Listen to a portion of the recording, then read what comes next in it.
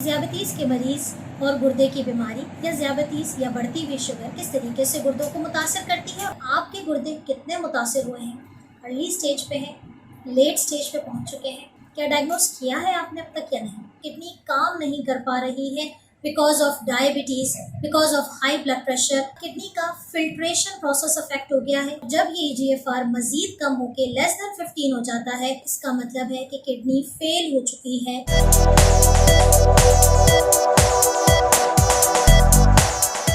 रब इश्रह सदरी वयस्सिर ली अमरी वहलुल उक़दतम मिन लिसानी यफ़क़हू क़ौली। अस्सलाम वालेकुम, डॉक्टर सनिया Bashir here, consultant diabetologist and CEO of diabetes टेलीकेयर। उम्मीद करती हूँ कि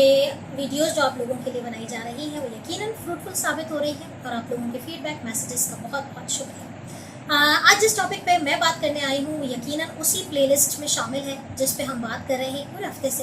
यानी कि ज़ियाबतीस के मरीज़ और गुर्दे की बीमारी या ज़ियाबतीस या बढ़ती हुई शुगर किस तरीके से गुर्दों को मुतासर करती है और किस तरीके से एक पेशेंट को डायग्नोस करना होता है कि उसे किडनी डिजीज़ हो गई है और क्या क्या टेस्ट होते हैं। आज हम बात करेंगे कि क्रॉनिक किडनी डिजीज़ क्या है, यानी जिसे हम CKD कहते हैं, या आम अल्फाज में ये कहना चाहिए कि एक ज़ियाबतीस के मरीज़ को हम कब लेबल करते हैं कि इसके गुर्दे मुतासर हो चुके हैं। इसके साथ साथ हम बात करेंगे आज कि वो कौन कौन सी डिफरेंट स्टेजेस होती हैं, यानी कि आज आपको ये पता चल जाएगा कि आपके गुर्दे कितने मुतासर हुए हैं, अर्ली स्टेज पे हैं,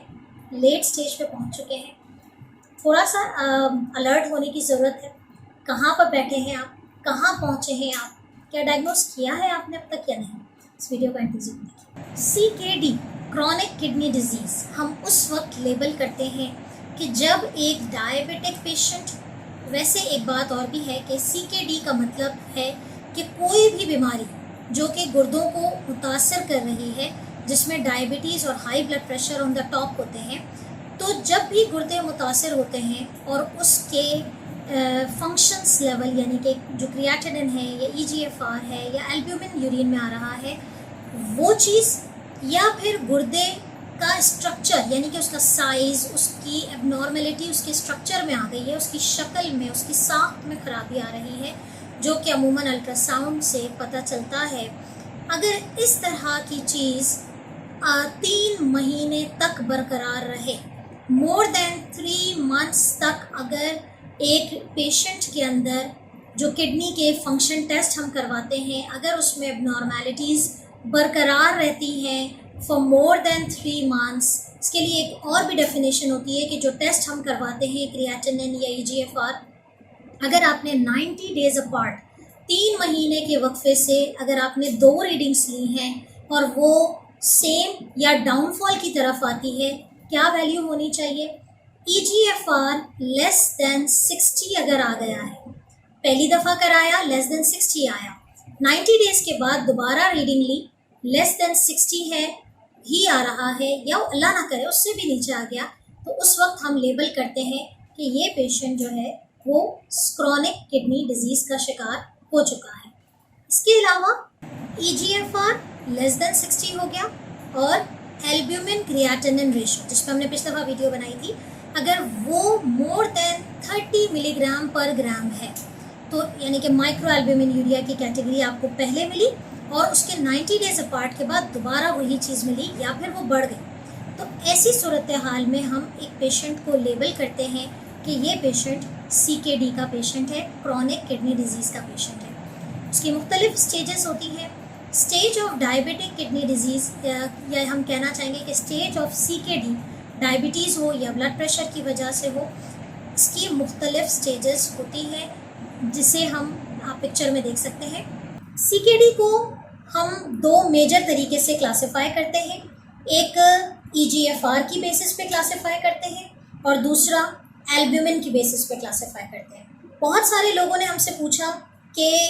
कितना EGFR होगा तो कितना एल्ब्यूमिन यूरिन में आएगा, तो पहले मैं आपको एक बात यहाँ पर बहुत ही शॉर्ट नोट पे क्लैरिफाई करती चलूँ कि क्रिएटिनिन अगर जिस्म में बढ़ रहा है तो उसकी वजह से EGFR कम होता चला जाएगा। ये एक सेपरेट एंटिटी है कि इसका किडनी का फिल्ट्रेशन प्रोसेस अफेक्ट हो गया है, किडनी काम नहीं कर पा रही है because of diabetes, because of high blood pressure या बहुत सारे अदर रिस्क फैक्टर जिसका जिक्र हमने किया था, किडनी काम नहीं कर पा रही तो वेस्ट प्रोडक्ट बढ़ रहा है। तो EGFR जैसे जैसे कम होता चला जाएगा वैसे वैसे स्टेजेस वर्स्ट होती चली जाएंगी।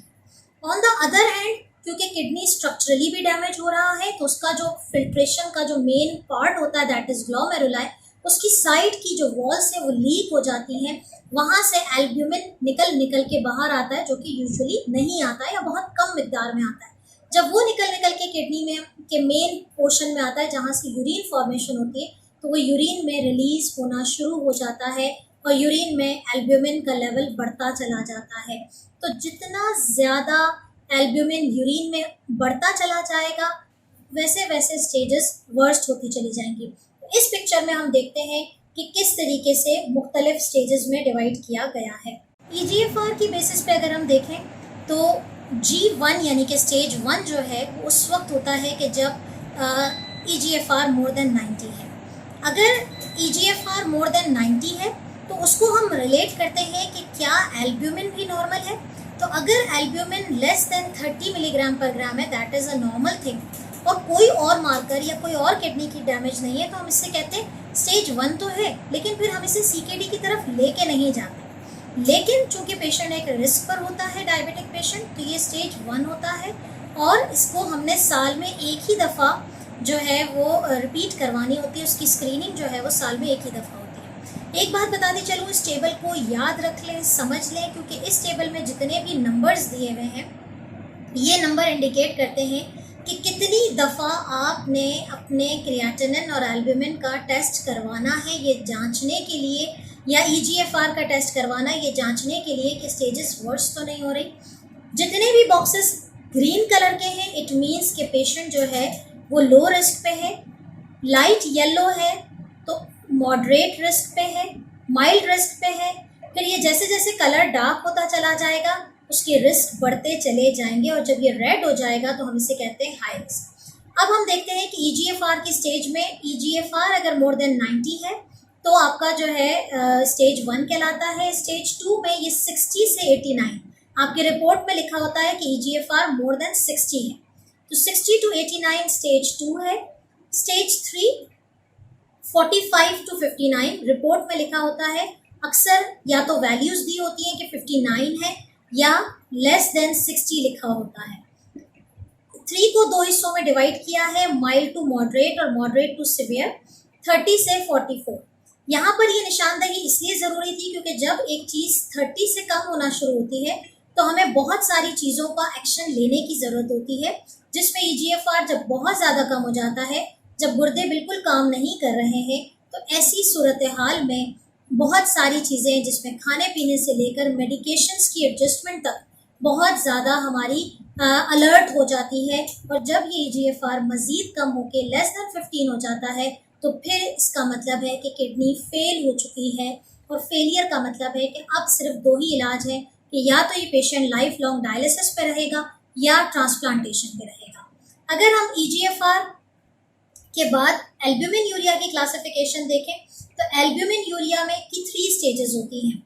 A1 का मतलब है कि बिल्कुल नॉर्मल है, A2 का मतलब होता है एक्चुअली ये माइक्रो एल्ब्यूमिन यूरिया की स्टेज है 30 से 299 तक, और जब 300 से ज़्यादा है तो इसका मतलब है कि एल्ब्यूमिन के बड़े बड़े पार्टिकल्स जो हैं वो यूरिन में पास आउट होना शुरू हो रहे हैं, और ऐसी सूरत हाल में स्टेज और ज़्यादा वर्स्ट हो रहा है। यहाँ मैं इस बात का भी जिक्र करती चलूँ कि जैसे जैसे स्टेजेस बढ़ती चली जाती हैं वैसे ही सिम्टम्स भी